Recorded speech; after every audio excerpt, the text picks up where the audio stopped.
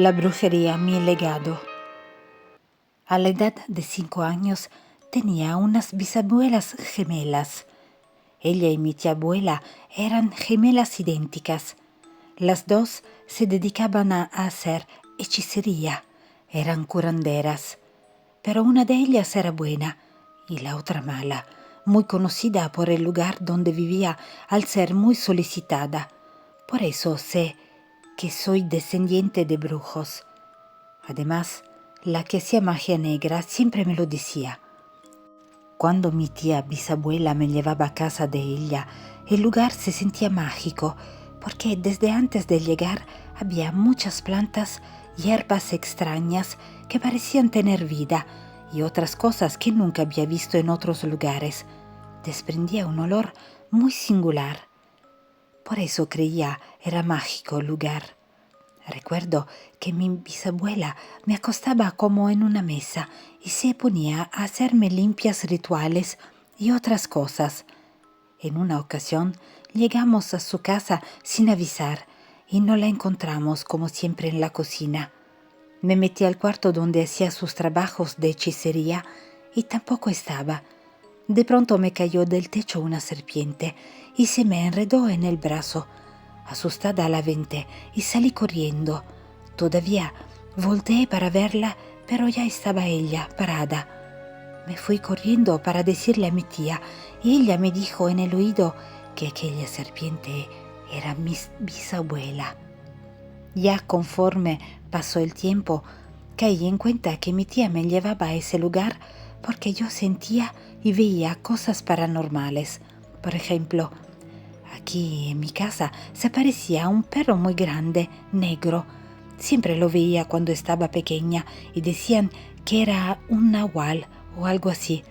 Cabe mencionar que aquí en casa antes dormíamos afuera en el patio y ese animal siempre aparecía donde yo estaba.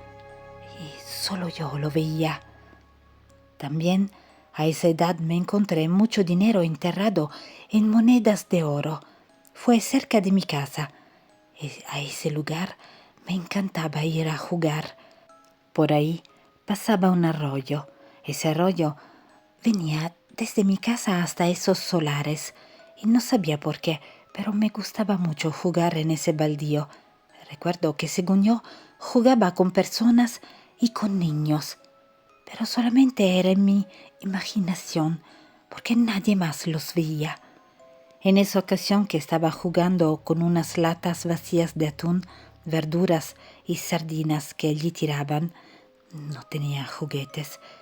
Y al estar escarbando, de repente empezaron a salir monedas, muchas monedas de oro. Me acuerdo que traía una blusita y nomás la doblé, la eché unas cuantas monedas y me vine. Se las di a mi mamá Vanchas. Así le decía yo. Estaba un tío abuelo y otro tío que era muy avaro y me dice: ¿De dónde agarraste eso? le dije. Hay muchas. ¿En dónde? Me volvió a preguntar. Le contesté. Allá en el solar encontré muchas. Entonces me hizo que lo llevara a donde las había encontrado. En friega se puso a escarbar sin encontrar absolutamente nada. Por más que escarbaron, no sacaron ni una sola. Después llegó a vivir una familia, personas que yo conocía, y les dije que en este lugar no podía vivir nadie. Algo me decía que tenía que advertirles que no vivieran ahí. Pero no me hicieron caso, y a los 2 años a la esposa del señor la mataron de una forma muy horrible. Así es mi vida. Está marcada por ese tipo de cosas. Ya cuando crecí, me negaba a ir con la bisabuela porque ella quería que aprendiera brujería, pero yo me negaba diciéndole que no lo iba a hacer. No me gustaba practicar la hechicería, no obstante ella me decía que estaba con eso, que lo traía dentro de mi sangre, y no podía negarme a lo que ya era. Con el tiempo me di cuenta que tenía razón, porque empecé a notar que cuando decía ciertas cosas, pasaban o se cumplían. Si decía algo, se hacía real. solo que algunos casos pueden ser terribles, ya que también podía presentir la muerte de las personas, y en este caso la que más me causó dolor fue la de mi madre. Sabía que eso iba a pasar, y aunque lo sabía, no lo pude evitar. No puedes cambiar lo que está escrito por el destino. Por eso digo que estas cosas pueden ser terribles. Esa vez estaba con ella. En ese tiempo vivíamos en Sinaloa. Recuerdo que ella estaba embarazada y recostada descansando. Me acerqué y le dije: ¿Cómo estás, mamá? Te sientes mal, ¿verdad? Y me contestó: ya me viste, ¿verdad, negrita? Miraste que voy a morir. Con mucho dolor en mi corazón le dije: sí, mamá, te vas a morir. Como pude, le expliqué diciéndole que había tenido como una visión donde estaba tendida en la cama de un hospital y miré que ya había fallecido por consecuencia de su embarazo. Entonces me dice: ve por Ramón. Ramón era su pareja y me dice: corre, dile que venga para que me lleve al hospital. Ella estaba embarazada y quería que al menos el bebé se salvara, porque sabía que si yo se lo había dicho, era por algo. Y no sé de qué manera, o si realmente fui a ese lugar donde él estaba trabajando.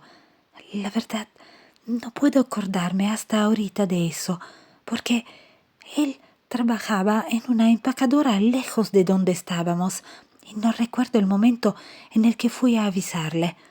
Además, él llegó muy pronto, no podría haber ido tan rápido. Tampoco recuerdo haberme movido de ahí de con mi mamá. Fue una cosa muy rara, porque Ramón aseguraba que yo le había avisado, cosa que también fue increíble. En ese entonces ya tenía 14 años. Total que mi mamá falleció a la hora que lo pronostiqué, y cuando se lo dije, fue de las cosas que más me han dolido. Mi hermano sí, nació ahí. Anda de esto 22 años. Después me pasó con un hermano de mi mamá, mi tío Rafael. Siempre cuidaba sus vacas, pero hacía como 2 o 3 días que había tenido problemas con unas personas porque quisieron robarle unos caballos. Y esa vez le dije: tío, no vayas a cuidar tus vacas hoy, porque te va a pasar algo. Te lo estoy diciendo para que no vayas. Mire, a una persona cuando te agarró y te golpeaba en la cabeza con un palo, y luego te tiraron bajo un árbol. Él me contestó: no pasa nada, lo has de haber soñado, negrita. él también sabía de mis dones, pero no hizo caso a mi advertencia, tal vez porque no podía cambiarse el destino, y se fue a cuidar los animales. Para la tarde lo encontraron muerto, golpeado con un bate. Tenía todo su cuerpo lleno de golpes y estaba tirado donde le dijo que lo había visto muerto, abajo de un álamo. Muchas de mis predicciones se hacían reales.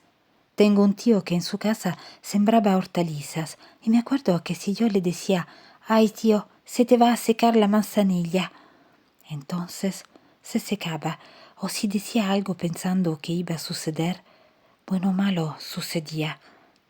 Pero también, así como veía cosas malas, también buenas. Por ejemplo, había personas que iban a que la sobara o prisma a cualquier otra cosa porque sabían que podía curarlas sin llegar a los extremos. Con el solo hecho de tocarlas mejoraban. Y era extraño, ya que nunca me dediqué a eso. Y aquel animal que se me aparecía cuando niña, en un mezquite en la casa donde vivía antes, tumbaron aquel mezquite. Después me casé y me fui a Huatabampo. Luego me embaracé de la última niña, pero me separé de mi marido. Entonces regresé a Sinaloa, donde había vivido todas esas cosas paranormales en la casa de mi tía bisabuela. Y empecé a mirar de nuevo al perro nahual que veía de niña. Sentía que él quería algo de mí, pero nunca le permití que me causara temor. No tenía ese poder de causármelo, aunque lo veía todos los días. Mi embarazo era de alto riesgo, fue muy complicado y tuve mi bebé de 6 meses. La tía bisabuela decía que ese animal me quería de niña y ahora quería lo que yo traía en la panza. Y un día lo enfrenté. Le dije que no le temía, ordenándole con autoridad que se fuera de este lugar, porque de aquí no obtendría nada. Y desde esa vez no regresó. Así sigo viendo estas cosas. Lo último que viví fue hace 7 meses. Falleció un amigo vecino mío, muy allegado a nosotros. Igual le advertí que se atendiera de una enfermedad que traía por dentro, pero no me creyó. Era un jovencito y falleció hace 7 meses. Para muchos esto puede ser un don, lo que para mí ha sido una terrible maldición.